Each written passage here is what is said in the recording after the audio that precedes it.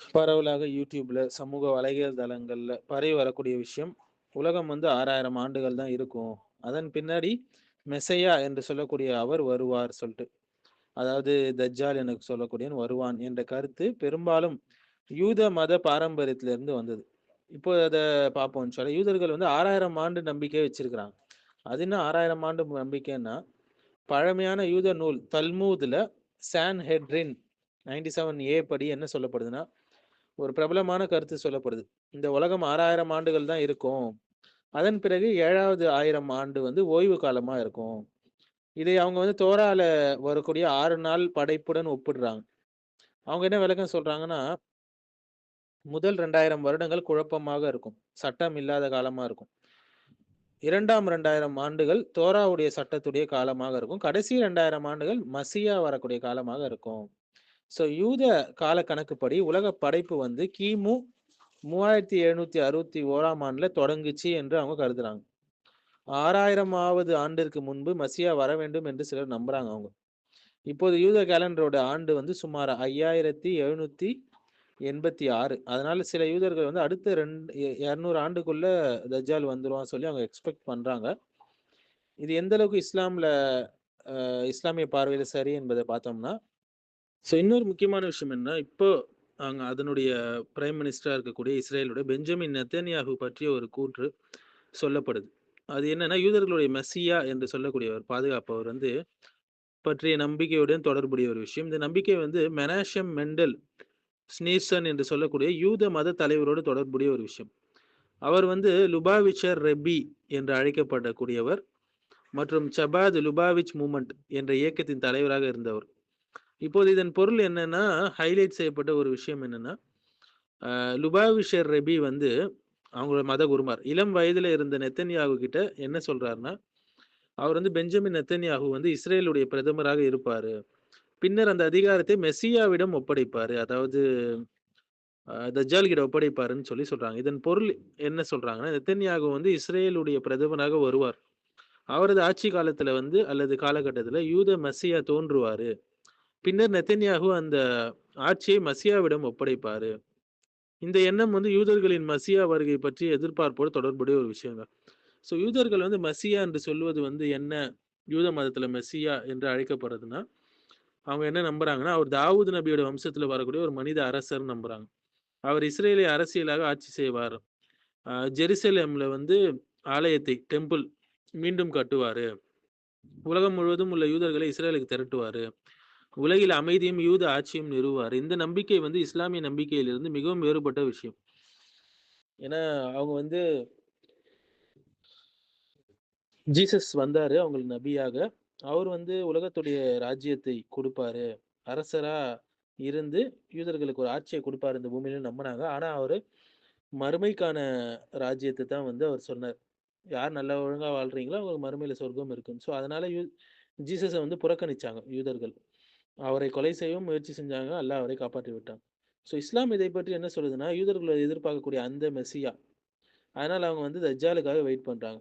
உண்மையில ஒரு பொய்யான மெஸ்ஸியா, அதாவது மசீஹ் தஜ்ஜால் சொல்லுவாங்க. பல யூதர்கள் தஜ்ஜாலை பின்பற்றுவாங்க. பலர் அவனையே உண்மையான மெஸ்ஸியா என்று நினைப்பாங்க. முகமது ஸல்லல்லாஹு அலைஹி வஸல்லம் சொன்னாங்க, இஸ்பஹான் நகரத்திலிருந்து 70,000 யூதர்கள் தஜ்ஜாலை பின்பற்றுவார்கள் என்று. சஹீஹ் முஸ்லிம்ல வரக்கூடிய ஹதீஸ். ஸோ அப்போ வந்து ஈசா இப்னு மரியம் வந்து வானத்திலிருந்து வருவாங்க, தஜ்ஜாலை கொல்லுவாங்க. ஸோ இந்த லுபாவிச்சர் ரபி நெத்தன்யாகுவ சொன்னார் இல்லையா? தஜ்ஜால் கிட்ட இவர் ஆட்சி ஒப்படைப்பார்ன்னு. இது எதுக்காகன்னா, அவர நல்லா அரசியல் செய்யறதுக்காக, ஊக்குவிக்கிறதுக்காக சொல்லப்பட்ட விஷயம் என்று சொல்றாங்க. மற்றவர்கள் என்ன சொல்றாங்கன்னா, அந்த கூற்று தவறாக புரிந்து கொள்ளப்பட்டது அல்லது மிகைப்படுத்தப்பட்ட கூற்று என்று சிலர் சொல்றாங்க. அதாவது நெதன்யாகு வந்து தஜ்ஜால் கிட்ட அதிகாரத்த ஒப்படைப்பார் என்று அவர் நேரடியாக சொன்ன விஷயத்த. ஸோ சில யூத மத குழுக்கள் வந்து இஸ்ரேலுடைய அரசியல் வளர்ச்சி, மசியா இந்த தஜ்ஜால் வருவதற்கான தயாரிப்பு என்று நம்புறாங்க. ஆனா இஸ்லாமிய பார்வையில இவர் வந்து உண்மையான மெசியா கிடையாது. தஜ்ஜால் வந்து ஒரு பொய்யன். சில யூத மத குழுக்கள் வந்து 3 டெம்பிள் 3வது ஆலயம் கட்டணும்னு சொல்லி முயற்சி செய்றாங்க என்பதை வரலாறும், மத நம்பிக்கையும் நம்ம எப்படி சேர்த்து புரிஞ்சு கொள்ளலாம்னா, முதல் மற்றும் 2ஆம் ஆலயம் ஜெருசலேம்ல ஜெருசலேம்ல முன்பு 2 ஆலயங்கள் இருந்ததாக யூத வரலாறு சொல்லுது. ஒண்ணு வந்து சாலமன் டெம்பிள். இதுதான் முதல் ஆலயம். யூத நம்பிக்கையில சாலமன் டெம்பிள் வந்து சுலைமான் நபி கட்டினாங்க. சாலமன் கட்டினாரு. கிமு 586ல பாபிலோனியர்கள் வந்து அத அழிச்சுட்டாங்க. அதுக்கப்புறம் செகண்ட் டெம்பிள் கட்டினாங்க. யூதர்கள் பின்னர் மீண்டும் அத கட்டினாங்க. கிபி 70ல சீஜ் ஆஃப் ஜெருசலேம் அப்ப 70 சிஇ போது ரோமர்கள் அதை அழிச்சிட்டாங்க. அடுத்து தேர்ட் டெம்பிள் என்னன்னா, இப்போ சில யூத மத குழுக்கள் என்ன நம்புறாங்கன்னா, ஜெருசலேம்ல 3வது ஆலயம் கட்டப்பட வேண்டும். அது கட்டப்பட்டுச்சுன்னா, இந்த மசீயா வந்து தஜ்ஜால் வந்து தோன்றுவான். உலகம் முழுவதும் யூதர்கள் அங்கு திரும்புவார்கள். இந்த இடம் இன்று வந்து டெம்பிள் மவுண்ட் என்று சொல்லுவாங்க இல்லையா? அதே இடத்துல இப்போது 2 முக்கிய இஸ்லாமிய புனித இடங்களும் இருக்கு. அக்ஸா மாஸ்க் இருக்கு. டோம் ஆஃப் த ராக் இருக்கு. ஸோ இதனால இந்த விஷயம் மிகவும் உணர்ச்சி வசப்படுத்தக்கூடிய ஒரு அரசியல் மற்றும் மத பிரச்சனையாக இருக்கு. தேர்ட் டெம்பிள் இயக்கங்கள் பார்த்தீங்கன்னா, சில அமைப்புகள் வந்து ஆலயம் கட்ட தயாராக இருக்கிறாங்க. உதாரணமா டெம்பிள் இன்ஸ்டிடியூட் அவங்க என்ன செய்றாங்கன்னா, ஆலயத்துல பயன்படுத்தும் பாத்திரங்கள், ஆசாரியர் உடைகள், யாகப் பொருட்கள் இவற்றை ஏற்கனவே தயாரிச்சு வச்சுள்ளதாக சொல்றாங்க. ஸோ இஸ்லாமிய இறுதிக்கால பார்வை என்னன்னா, ஹதீஸ்கள்ல தஜ்ஜால் தோன்றுவான், பலர் அவனை மெசியான்னு நம்புவாங்க. பின்னர் ஈசா வந்து அவரை கொல்லுவார். அதனால சில முஸ்லிம் அறிஞர்கள் என்ன சொல்றாங்கன்னா, தேர்ட் டெம்பிள் போன்ற முயற்சிகள் மசியா எதிர்பார்ப்புடன் தொடர்புடைய உலக நிகழ்வுடைய ஒரு பகுதியாக இருக்கலாம் என்று சொல்றாங்க. சில யூத மத குழுக்கள் என்ன சொல்றாங்கன்னா, 3வது ஆலயம் தேர்ட் டெம்பிள் கட்டுறதுக்கு முன்னாடி அந்த இடம் காலியா இருக்கணும் அப்படின்னு சொல்லுவாங்க. ஸோ வந்து அந்த இடத்துடைய முக்கியம் வந்து ஜெருசலேம்ல உள்ள டெம்பிள் மவுண்ட் என்ற இடம் வந்து யூத மதத்துல மிகவும் புனிதமாக கருதப்படக்கூடிய ஒரு இடம். ஸோ வந்து யூத நம்பிக்கையில அங்கே தான் முதல் ஆலயம், அதாவது சோலமன்ஸ் டெம்பிள் இருந்தது. பின்னர் 2வது ஆலயம் செகண்ட் டெம்பிள் கட்டப்பட்டுச்சு. அதனால சில யூத மத குழுக்கள் அதே இடத்துல 3வது ஆலயம் கட்டணும்னு நம்புறாங்க. இப்போ அந்த இடத்துல என்ன இருக்குது அப்படின்னு பார்த்தீங்கன்னா, இன்று அந்த இடத்தில் 2 முக்கியமான இஸ்லாமிய புனித இடங்கள் இருக்கு. ஒண்ணு அக்ஸா மாஸ்க் இருக்கு. டோம் ஆஃப் த ராக் இருக்கு. அல் அக்ஸா வந்து இஸ்லாம்ல 3வது புனித பள்ளிவாசல் என்று நபி ஸல்லல்லாஹு அலைஹி வஸல்லம் சொல்லியிருக்கிறாங்க. இஸ்ரா மற்றும் மேராஜ் பயணத்துல சென்ற இடம் அது. அதனால முஸ்லிம்களுக்கு இது மிகப்பெரிய புனித இடம்ங்க. அதுல தொழுதா நிறைய நன்மைகள் இருக்கு வேற.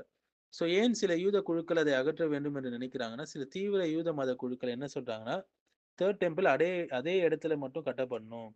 அந்த இடத்தில் தற்போது இருக்கும் கட்டிடங்கள் இல்லாமல் இருக்க வேண்டும். இந்த கருத்தை ஆதரிக்கக்கூடிய மத மற்றும் அரசியல் இயக்கங்கள் ஒன்று தான் டெம்பிள் இன்ஸ்டிடியூட் என்பது. அவங்க வந்து ஆலய சடங்கு பொருட்கள் இது எல்லாமே ஆல்ரெடி வச்சு தயாரிச்சு வச்சிருக்காங்கன்னு நம்ம பார்த்தோம். ஆனா அனைத்து யூதர்களும் இதை ஆதரிக்கல. ஸோ இந்த உலக அரசியல்ல ஏன் பதற்றம் ஏற்படுதுன்னா, இந்த இடம் யூதர்கள், முஸ்லிம்கள், கிறிஸ்தவர்கள் 3 பேருக்கும் புனிதமாக இருப்பதால, இந்த உலக அரசியல்ல மிகவும் உணர்ச்சி வசக்கூடிய பிரச்சனையாக மாறி இருக்கு. சிறிய சம்பவம் கூட பெரிய மோதலாக வர்றதுக்கான வாய்ப்பு இருக்கு.